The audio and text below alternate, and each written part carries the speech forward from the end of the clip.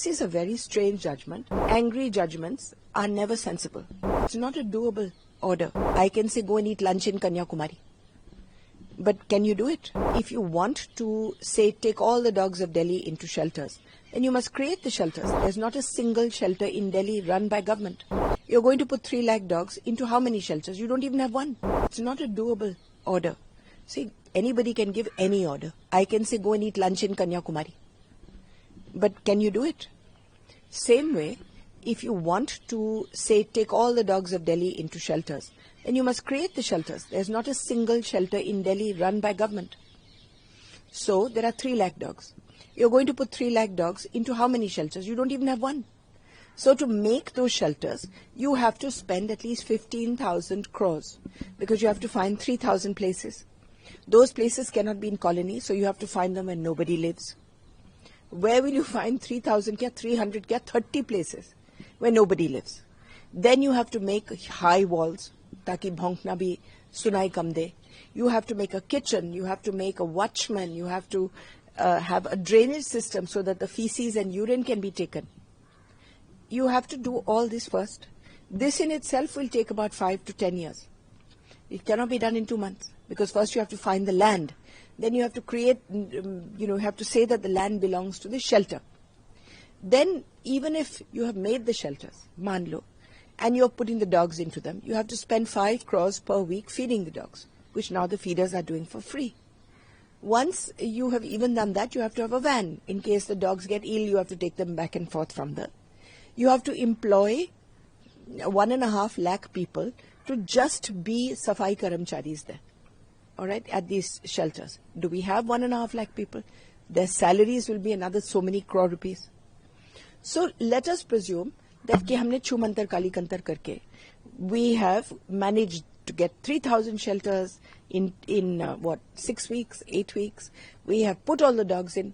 Firstly, when you're going to get the dogs, there will be mara-mari, there will be fighting in every gully because the feeders are not going to let the dogs go. So every day there will be fighting and police and tamashas all over Delhi. Do we want this destabilization situation?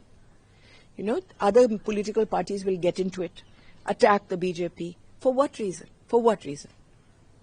So first you go and create a fighting situation. Then if the fighting stops and you have managed to get all these dogs and you put them into, let's presume that you put all 3 lakhs into these 3,000 shelters.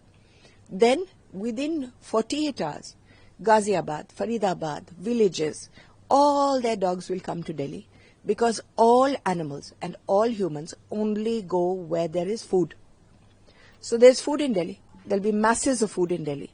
So all the dogs will come. So within 1 week, you will have 3 lakh dogs again. And these will not be sterilized.